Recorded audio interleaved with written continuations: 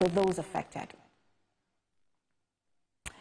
And to other stories, the Emir of Kano, Muhammadu Sanusi II, says the ongoing economic reforms of the federal government are partly a necessary consequence of decades of irresponsible management.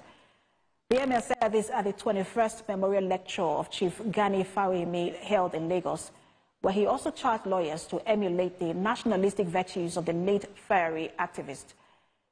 Emir Muhammad Sanusi II was the chairman of the 2025 edition of Fawehimism, an annual event now in its 21st year, which holds in honor of the legal icon Gani Fawehimi, who died in 2009 at the age of 71.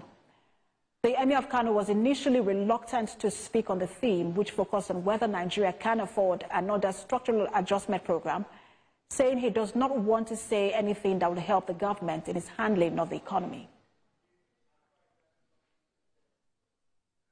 I mean, I'm an economist, and I think one of the major flaws with the current policy regime is not so much what is happening with the policy, but the communication area.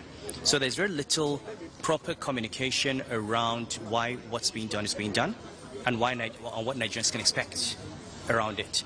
But like I said, I'm not ready to come out and be an advocate for this, because I don't want to help the government at this point in time. If Gani Fawemi happened to be one of the few people who use the instrumentality of the law to challenge the introduction of the structural adjustment program.